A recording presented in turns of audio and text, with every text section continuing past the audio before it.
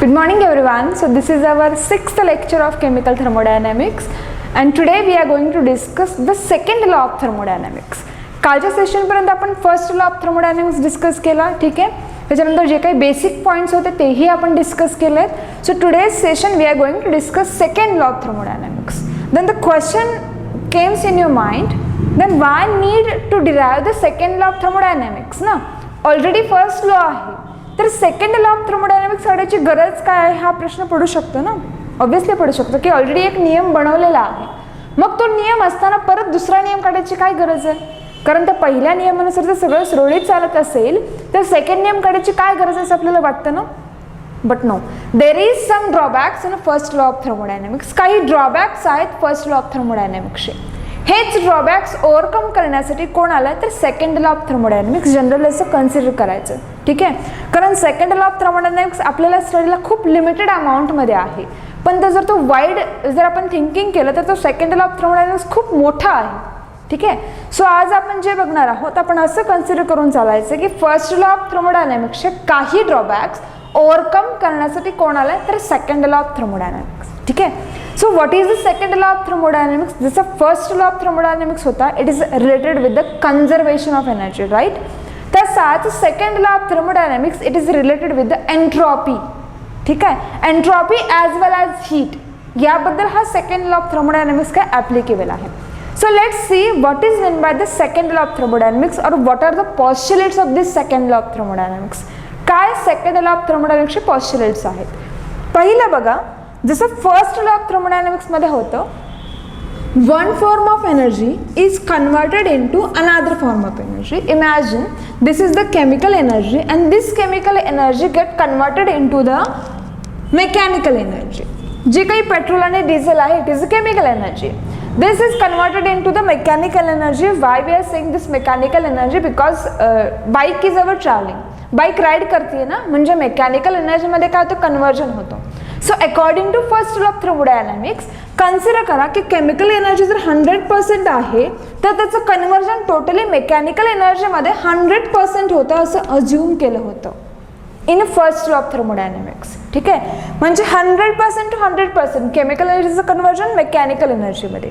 पण आपल्याला माहिती आहे आपण एखादा पदार्थ खाल्ला, एखादी डिश खाल्ली, समजा आपण जेवण करतोय, मोजून मापून केलंय, असं इमॅजिन करा की 1200 कॅलरीचं आपण जेवण घेतलंय. मग तितकीच एनर्जी इव्हॉल्व होते का? नाही, काहीतरी अमाऊंटमध्ये कन्झ्युम सुद्धा होते ना ती एनर्जी, आणि काही अमाऊंटमध्ये इव्हॉल्व होते. म्हणजे समजा जर 1200 किलोचं कॅलरीचं मी जेवण खाल्लं तर 1200 कॅलरीज मला इतकी एनर्जी मिळणार आहे का? मी तितकंच वर्क करणार आहे का? नाही, काहीतरी कमी, कधीतरी मी कमी वर्क करेन किंवा sometimes I will do hard work, जास्त वर्क करेन. पण हे जे काही डायजेशन आहे, जे काही मी डिशेस खाल्लेले आहेत ते खाल्ल्यानंतर काही परमनंट चेंजेस आहेत ना, काहीतरी सिस्टीममध्ये परमनंट चेंजेस होत आहेत. जसं बघा मी 1200 कॅलरीचं जर मी फूड ॲब्सॉर्ब केलं तर काय होणार आहे, काही अमाऊंटमध्ये फॅटमध्ये पण त्याचं कन्वर्जन होणार आहे ना. मग हे जे फॅटमध्ये कन्वर्जन होतं ते कसं आहे, परमनंट चेंजेस. म्हणजे एका फॉर्म ऑफ एनर्जीचं कन्वर्जन दुसऱ्या फॉर्ममध्ये होत असताना there are some permanent changes, आणि हे परमनंट चेंजेस होत आहेत हे कोणी सांगितलं, second law of thermodynamics. First law of thermodynamics काय सांगतो की one form of energy is converted into another form of energy completely, ठीक आहे. पण सेकंड लॉ काय म्हणतो, नो हीट, जे काही हीट आहे no heat is completely transferred into the work, ठीक आहे. समजा तर मी कोणाकडून तरी हीट ॲब्सॉर्ब केली, ही जी मी हीट ॲब्सॉर्ब केली आहे ही ॲब्सॉर्ब का केली, because I want to do some work, ठीक आहे. मग हे वर्क करत असताना समजा मी 200 kilojoule of heat energy absorb केलं तर वर्क पण 200 किलोजूल करणार आहे का? नाही, कम्प्लीट कन्वर्जन नाही होणार. काहीतरी काय होईल, रिमेन्स होईल. Sometimes I will do more work, sometimes I will do lace work, changes असणार आहेत. आणि हे वर्क करत असताना किंवा हे हीट आणि वर्क ट्रान्सफर होत असताना there are some permanent changes, काहीतरी परमनंट चेंजेस होणार आहेत ना. मग हे कोणी सांगितलं नव्हतं तर फर्स्ट लॉ ऑफ थर्मोडायनामिक्सने सांगितलं नव्हतं. So who tells that, this tells about the second law of thermodynamics. When heat is not completely transfer in to work, हीटचं कन्वर्जन कम्प्लिटली कशामध्ये होत नाही तर वर्कमध्ये होत नाही, होत पण नाही. And van the heat is converted into the work, there is some permanent changes either in system or its surrounding. हे वर्क होत असताना किंवा हे चेंजेस होत असताना, ट्रान्सफॉर्मेशन होत असताना काहीतरी परमनंट चेंजेस होतात. कोणामध्ये परमनंट चेंजेस होतात? Either in system or surrounding. Imagine I am a system. ठीक आहे, इमॅजिन करा जर समोरचा पर्सन आहे त्याच्याकडून मी काही अमाऊंटमध्ये हीट ॲब्सॉर्ब केली. इमॅजिन करा की काही अमाऊंटमध्ये हीट ॲब्सॉर्ब केली. समजा 100 किलोजूल ऑफ हीट ॲब्सॉर्ब केली आहे. मी वर्क करते. हीट ॲब्सॉर्ब केली म्हणजे मला काहीतरी ते वर्क करायचं. ठीक आहे, वर्क करत असताना 100 to 100 वर्क करणार आहे का? नो, समथिंग विल लेस और समथिंग विल मोर, राईट. पण हे वर्क करत असताना माझ्यामध्ये काही चेंजेस झाले, म्हणजे हीटचं टोटल कन्व्हर्जन वर्कमध्ये झालंच नाही आणि झालं सुद्धा नाही आणि काय झालं, काही चेंजेस झाले. ठीक आहे, तर माझ्यामध्ये काय झालं, मी ॲब्सॉर्ब केले, मी काहीतरी वर्क केलं. मग हे वर्क करत असताना काहीतरी परमनंट चेंजेस माझ्यामध्ये झाल्या. This permanent changes either in system or surrounding. ठीक आहे, तर मी सिस्टीम आहे ना, तर माझ्या भोवतीचा जो काही पार्ट आहे तो surrounding.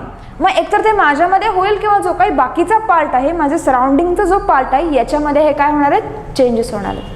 So this is the first statement of the second law of thermodynamics. Remember that heat is not completely converted into work without changing some permanent changes. ठीक आहे, without doing some permanent changes either in system or surrounding. ठीक आहे, system किंवा त्याच्या भोवतीच्या surrounding मध्ये काहीतरी permanent changes झाल्याशिवाय हीटचं कन्व्हर्जन वर्कमध्ये होत नाही आणि कंप्लीट सुद्धा होत नाही. हे काही अमाऊंटमध्ये टोटल नाही होत. फर्स्ट लॉ काय सांगत होता, it is total converted. Second law काय सांगतो, it is not totally converted. ठीक आहे, टोटल कन्वर्जन होत पण नाही आणि हे कन्वर्जन होत असताना सिस्टीममध्ये किंवा सराउंडिंगमध्ये काहीतरी चेंजेस होतात. जसं मी एखादं फूड खाल्लं, काही फॅट आपल्यामध्ये स्टोअर झाली ना, याचा अर्थ काय, ते परमनंट चेंजेस झाले. मग ते सिस्टीममध्ये झाले. सराउंडिंगमध्ये काय परमनंट चेंजेस झाले, तर सराउंडिंगमध्ये जे काही फूड होतं ते फूड माझ्यामध्ये गेलं ना, म्हणजे त्या सराउंडिंगकडून तो फूडचा पार्ट रिमूव्ह झाला, म्हणजे त्यांच्यामध्ये सुद्धा काही चेंजेस झाले. So these changes either in system or surrounding. So this is the first statement of a second law of thermodynamics. What is the next statement? हीटच्या बद्दल सांगितलं. ठीक आहे, heat is transferred from one state to another. मग ही heat आपल्याला माहिती आहे की एका स्टेजकडून सेकंड स्टेजकडे ट्रान्सफर होतीये, पण ही हीट कशी ट्रान्सफर होतीये? ठीक आहे, from high temperature to low temperature, low temperature to high temperature. Unidirectionally होते का, बाय डिरेक्शनली होते का, मोनोडिरेक्शनली होते का, पॉलिडिरेक्शन्स त्याला आहेत, की वेदर इट इज स्पॉन्टेनियस, स्वतःहून होते की नाही, हा स्टडी करायचा होता. ठीक आहे, सो स्टडी केल्यानंतर बघा, दिस इज वन बॉडी. ठीक आहे, ही एक बॉडी आहे, मेटलची बॉडी इमॅजिन करा. इथून काय करते, I am giving some amount of heat. ठीक आहे, आपण काही अमाऊंटमध्ये हीट देतो. काय होईल, थोड्या वेळानं हा जो पार्ट आहे हा पार्ट हीट होईल, गरम होईल ना. हा पार्ट गरम होणार आहे म्हणजे इथे टेम्परेचर काय असणार आहे, high temperature, right. This is the high temperature. काय होईल, हळूहळू ही जी हीट आहे कुठं ट्रान्सफर होईल, अनदर एंडला. म्हणजे इथं ए आहे, इथं कोण आहे, बी आहे. म्हणजे हाय टेम्परेचर टू कुठं ट्रान्सफर होणार आहे, low temperature. The heat transferred from high temperature to the low temperature. कुठून कुठं होणार आहे, high temperature to low temperature. मग ही हीट कशी ट्रान्सफर होतीये, स्वतःहून होतीये का कोणी जबरदस्ती करतं? नाही ना, तुम्हाला दिसत असेल की ही हीट स्वतःहून ट्रान्सफर होतीये. ज्या गोष्टी स्वतःहून होतात ना, त्या the process which happens bye its own. ज्या गोष्टी स्वतःहून होतात ना त्यांना स्पॉन्टॅनियस म्हणायचं. ठीक आहे, आणि ज्यांना खूप फोर्स करावा लागतो ना त्यांना म्हणायचं non spontaneous. The process which happens bye its own without any external influence is non as a spontaneous process. आणि अशी प्रोसेस जी कोणाच्या मदतीने चालते त्याला म्हणायचं नॉन स्पॉन्टॅनियस प्रोसेस. ठीक आहे, आता बरेच जण हे लेक्चर ऐकत असतील, राईट. ज्यांना खूप ऐकायची इच्छा आहे ना, ज्यांना स्वतःहून करायचं आहे त्यांनी इथं बसलेत, means they are the spontaneous. आणि ज्यांना कोणीतरी जबरदस्ती केले, पॅरेंट्सनी जबरदस्ती केली, टीचरनी जबरदस्ती केली की नाही you have to listen this lecture. ज्यांनी जबरदस्ती केली ना म्हणजे ते कोणाच्या तरी मदतीने हे काम करतात, right. Means they are the non spontaneous. आणि ज्यांना स्वतःहून करायचं आहे दे आर द स्पॉन्टॅनियस. मग ही हीट सुद्धा कशी ट्रॅव्हल होतीये, स्पॉन्टॅनियसली ट्रॅव्हल होती ना, स्वतःहून ट्रॅव्हल होतीये. So heat always travel from high temperature to the low temperature. High कडून कुठे ट्रॅव्हल होतीये? लो टेम्परेचर कडे. स्पॉन्टॅनियसली ट्रॅव्हल होती. ठीक आहे. आणि स्पॉन्टॅनियसली ट्रॅव्हल होत असताना एकाच डिरेक्शनने जाते का वेगवेगळ्या डिरेक्शनने जाते? तर बघा जी आपली हीट आहे ती फक्त इकडून इकडे एकाच डिरेक्शनने जाते ना. काही अशा वेडे वाकडे वळणामध्ये जाते, काही झिगझॅग होऊन इकडे जाते, असं काही नाही ना. एकाच डिरेक्शनने फ्लो होती. Right. So heat always flow from high temperature to low temperature unidirectionally and spontaneously. These are the two words which you have to remember. Which are those? Spontaneously and unidirectionally. Heat always flow from, remember that, high temperature to the low temperature. कशी होते? स्पॉन्टॅनियसली होते. आणि त्याचं direction कोणतं आहे? युनिडिरेक्शनल. सीईटीला हा question बऱ्याचदा विचारलेला आहे. पण रिमेंबर करायचं, सीईटीला बऱ्याचदा म्हणजे बऱ्याचदा विचारलंय. Heat always flow from high temperature to the low temperature, unidirectionally and spontaneously. This is the second law of thermodynamics, and this is the another statement of the second law of thermodynamics. What is the first statement? Heat cannot be completely converted into work without changing or without doing some permanent changes either in system or surrounding. This is the first statement. And another statement, heat always flow from high temperature to low temperature unidirectionally and spontaneously. ह्या statement मध्ये heat कुठून कुठे transfer होतीये? High temperature to low temperature. ठीक आहे. स्पॉन्टॅनियसली. आणि त्याच्यानंतर work sentence कोणता आहे? युनिडिरेक्शनल. हे 3 पॉइंट व्यवस्थित जे वर्ड्स आहेत ते लक्षात ठेवायचे. याच्यावरती सीईटीला क्वेश्चन विचारला जातो. They had asked the question on board also. ठीक आहे. So these are the some statements of the second law of thermodynamics and we can say that so whatever the drawbacks remains in the first law of thermodynamics which is overcome by the second law of thermodynamics. अशाच या second law of थर्मोडायनॅमिक्सचे काही drawbacks आहेत. मग हे drawbacks कोणी overcome केले? तर third law of thermodynamics. पण आता थर्ड लॉ ऑफ थर्मोडायनॅमिक्स आपल्याला स्टडी करायचा नाही आहे, तो आपण लास्टला डिस्कस करणार आहोत. ठीक आहे. सो जो काही सेकंड लॉ ऑफ थर्मोडायनॅमिक्स आहे, जे 2 स्टेटमेंट्स आहेत ते व्यवस्थित तुमच्या लक्षात आले असते. Right. So move toward the next point, that is the enthalpy. ठीक आहे. So enthalpy is the very important point. याच्यावरती क्वेश्चन विचारला जातो. ठीक आहे. So next point is the एन्थॅल्पी.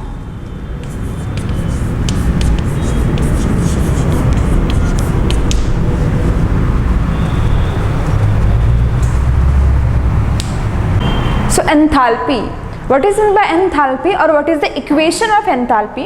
Remember, the equation of enthalpy is H is equals to U plus PV. This enthalpy is denoted by letter H. ठीक आहे. जशी internal energy आपण denote केली, this internal energy is denoted by letter U. Like the same way, enthalpy is denoted by letter H. लक्षात ठेवायचं. मग internal energy म्हणजे काय? जसं आपण बघितलं, we have discussed what is mean by internal energy, sum of all kinds of energy. Right. So like the same way enthalpy is also. What is mean by enthalpy? It is the sum of internal energy and which is arises by its pressure volume work. जी काही internal energy असेल सिस्टीमची, consider करा दिस is the system.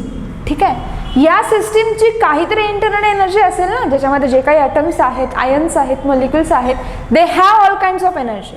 मग यांचा जो sum आहे याला आपण काय म्हणतो? Internal energy. मग ही इंटरनल एनर्जी अराइज का झाली? Due to its pressure value. मग या कॉम्बिनेशनला आपण काय म्हणतो? तर enthalpy, which is denoted by letter H. It is the sum of internal energy which is arises due to pressure value. This is known as a enthalpy. And see here, internal energy is a state function. Pressure value, these are also state function. If internal energy, pressure value, these are the state function, means enthalpy is also state function. ठीक आहे. कारण एन्थॅल्पी काय सांगतोय? Information सांगते ना. त्या system बद्दलची जे काही इन्फॉर्मेशन आहे ती इन्फॉर्मेशन कोण सांगते? एन्थॅल्पी सांगतं. Enthalpy is nothing but internal energy plus pressure value. Right. मग इथं जो काही आहे ती स्टेट कोणती आहे? H1. H1 म्हणजे काय? इथं इंटरनल एनर्जी U1 आहे, pressure is the P1, volume is the V1. When this system travel or transfer to the second stage, what happens? Its enthalpy changes, and this enthalpy is where internal energy is U2, pressure is P2 and volume is V2. ठीक आहे. आणि जे काही enthalpy ती असणार आहे H2. जर हे तिन्ही स्टेट फंक्शन असतील तर ऑब्विसली एन्थाल्पी सुद्धा कसं असणार आहे? It is a state function. विचारतात question सीईटीला, enthalpy is a state function, path function or any other function. Always remember, enthalpy is a state function. Why we call it as a state function? Because it is giving the idea about the system. That's why we called it as a state function. Remember करायचं enthalpy state function. If enthalpy is a state function, then ma'am आपण आरामात calculate काय करू शकतो? Change in enthalpy, right ना. जर हा enthalpy state function असेल तर जो काही चेंज आहे तो आपण कॅल्क्युलेट करू शकतो. मग हा चेंज कसा करतो आपण? Delta H. मग डेल्टा एच म्हणजेच काय बघा? H2 minus H1. Delta H आहे ना, H2 मायनस H1. H2 काय आहे बघा? U2 plus P2 V2. U2 plus P2 V2. ठीक आहे. H1 ची व्हॅल्यू काय आहे? U1 plus P1 V1. ठीक आहे. H2 ची व्हॅल्यू बघा, U2 P2 V2 minus U1 plus P1 V1, right. मग याच्यामधून कॉमन काय निघेल बघा? U2 minus U1. फक्त सॉल्व करून घेतलं. हे जे मायनस आहे ते इथं घेतलं.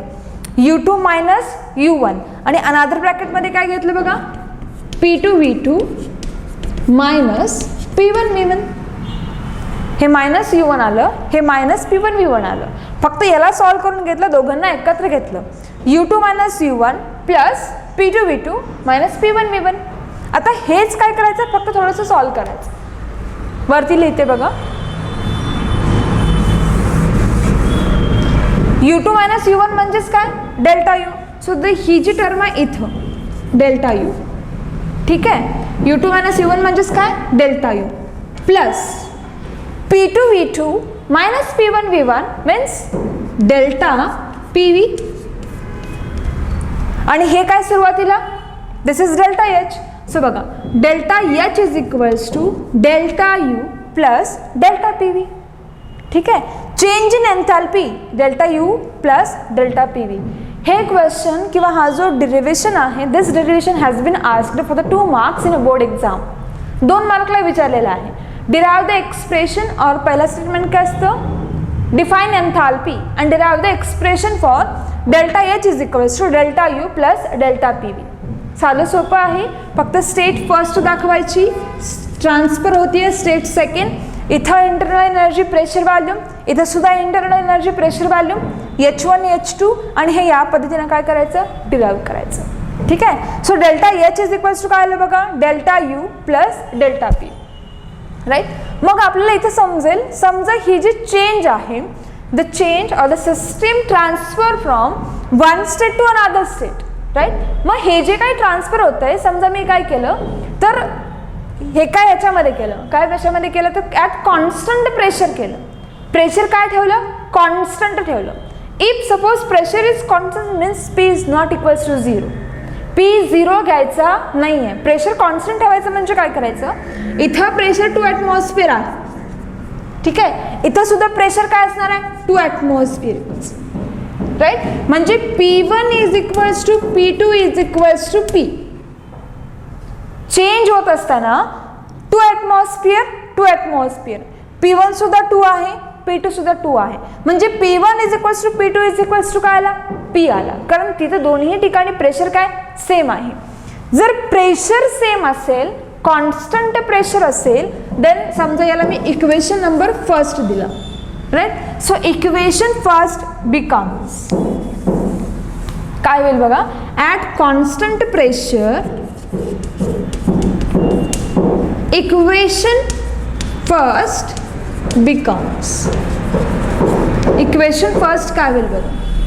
At constant pressure equation first becomes delta H is equals to delta U plus P into delta V, and this is the expression for change in enthalpy. Right. Delta H is equals to delta U plus P into delta V. Question विचारला जातो, this expression is at, ठीक आहे, at constant pressure आहे. Constant pressure म्हणजे काय, throughout the process pressure constant आहे आणि आपल्याला सवय झाली आहे कॉन्स्टंट प्रेशर आहे म्हणजे डेल्टा पी ची व्हॅल्यू काय घ्यायची, 0 घ्यायची, राईट. पण इथे तसं नाही करायचं. काय करायचं, P1 is equals to P2 is equals to P consider करायचं. सो हे जे इक्वेशन फर्स्ट आहे, this equation first becomes delta H is equals to delta U plus P into delta V. So this is the equation change in enthalpy at a constant pressure. ठीक आहे, हे equation तुम्हाला समजलं असेल. Delta H is equals to delta U plus P into delta V. 2 मिनिटासाठी ही ज्यांना लिहून घ्यायचं त्याने लिहून घ्या, पण याच्यावरती क्वेश्चन CETला बऱ्याचदा विचारलेला आहे. ठीक आहे, सो हा पॉईंट रिमेंबर करायचा. मग आता हा जो काही चेंज इन एन्थॅल्पी आहे, दिस चेंज इन एन्थॅल्पी आपण फिजिकल चेंजेसमध्ये बघितला. ठीक आहे, सो या चेंजेस फिजिकल झाल्या. आता आपल्याला काय डिस्कस करायचं आहे, तर केमिकल रिॲक्शनमध्ये ज्या काही फिजिकल चेंजेस आहेत किंवा change in enthalpy, the changes or change in enthalpy in a chemical reaction. Chemical रिॲक्शनमध्ये चेंज इन एन्थॅल्पी कशी असेल किंवा कोणत्या पद्धतीची असेल हे आपल्याला लर्न करायचं, डिस्कस करायचं. आता chemical changes means what, chemical reactions. Chemical reactions होतात. मग ह्या केमिकल रिॲक्शन्स फक्त सॉलिड स्टेटमध्ये होतात का किंवा गॅसेसमध्ये होतात का? आतापर्यंत तुम्ही बऱ्याचदा रिॲक्शन्स बघितल्या असतात. ठीक आहे, जसं तुम्ही वॉटर घेतला आणि वॉटरमध्ये शुगर ॲड केली. वॉटर लिक्विड स्टेटमध्ये आहे, शुगर सॉलिड स्टेटमध्ये आहे. दोघांचं ॲडिशन करता तुम्हाला शुगर प्लस वॉटर म्हणजे जे फायनल प्रोडक्ट मिळतं, it is in liquid state. म्हणजे ज्या काही केमिकल रिॲक्शन्स आहेत, these chemical reactions are happening in a solid state as well as liquid and as well as gaseous state. तिन्ही स्टेटमध्ये होतात. मग जर या तिन्ही स्टेटमध्ये केमिकल रिॲक्शन होत असतील तर चेंज इन एन्थॅल्पी नेमका कशामध्ये डिस्कस करायचा? समजा एखादी केमिकल रिॲक्शन सॉलिड स्टेटमध्ये असेल, suppose one reaction is in liquid state and third reaction is in a gaseous state, then what is an exact change in enthalpy? हा चेंज इन एन्थॅल्पी कसा calculate करणार हा प्रश्न पडतो ना. ठीक आहे, सो चेंज इन एन्थॅल्पी बघणार होतो पण केमिकल रिॲक्शनमध्ये. मग आपण पहिल्यांदा घेऊया change in enthalpy in a solids and liquids. ठीक आहे, हा जो चेंज इन एन्थॅल्पी आहे केमिकल रिॲक्शन्समध्ये आपण बघतोय आणि ह्या केमिकल रिॲक्शनमध्ये पहिल्यांदा आपण बघणार आहोत सॉलिड्स अँड लिक्विड्स. सॉलिड आणि लिक्विड स्टेटमध्ये चेंज इन एन्थॅल्पी. इक्वेशन काय, delta H is equals to delta U plus P into delta V. Right. मग आता सॉलिड आणि लिक्विडमध्ये हे चेंजेस होतात. जर सॉलिड आणि लिक्विडमध्ये चेंजेस होत असतील, एखादी केमिकल रिॲक्शन होत असेल तर त्यांच्यामध्ये जो काही चेंज इन व्हॉल्यूम आहे तो निग्लिजिबल असतो. ठीक आहे, जसं बघा इथं हा चॉक आहे. ठीक आहे, हे 2 चॉक्स मी घेते. हा पिंकवाला आहे आणि हा थोडासा ऑरेंजमध्ये आहे. याचं 1 सेंटीमीटर आहे आणि याचं किती आहे, इमॅजिन करा की हा 0.5 centimetre. It is more than, I know it is more than that, but imagine it is a 2 centimetre. हा 2 सेंटीमीटरचा इमॅजिन करा आणि हा 1 सेंटीमीटरचा आहे. ठीक आहे, सो व्हॉल्यूम बघा, याचं किती आहे 2 सेंटीमीटर, इथं याचं किती आहे 1 सेंटीमीटर. दोघांचे ॲडिशन केले किती झालं, आधीच हे 3 सेंटीमीटर होते, फक्त प्रोडक्टमध्ये एकत्र आले त्यामुळे झाले किती 3 सेंटीमीटर. राईट. म्हणजे यांच्यामध्ये जो काही चेंज इन व्हॉल्यूम आहे, this change in volume in a solid case आणि liquid state is a negligible. ठीक आहे, सॉलिड आणि लिक्विडच्या स्टेटमध्ये जो चेंज इन व्हॉल्यूम आहे, this change in volume is a negligible. हा टोटली निग्लिजिबल आहे. जर हा निग्लिजिबल असेल तर पी इंटू डेल्टा व्ही काय ना, व्हॉल्यूमच निग्लिजिबल आहे म्हणजे पी इंटू डेल्टा व्हीची व्हॅल्यू काय ना 0. म्हणजे in a chemical reaction if this reactance and products are in a solid and liquid state, then change in volume is a negligible. If change in volume is negligible, then P into delta V is also negligible. मग आपलं equation काय बघा फक्त delta H is equals to delta U. So this is the equation. Delta H is equals to delta U. कधी जर chemical reaction solid आणि liquid स्टेटमध्ये होत असेल. फक्त सॉलिड आणि लिक्विडमध्ये होते का? नाही. तर काही केमिकल रिॲक्शन्स गॅसियस स्टेटमध्ये सुद्धा होतात. मग जी काही केमिकल रिॲक्शन गॅसियस स्टेटमध्ये होते आणि त्याच्यासाठी जो काही चेंज इन एन्थॅल्पी आहे, so we are going to discuss in the next session. So today's this is up to the enthalpy and second law of thermodynamics. Thank you.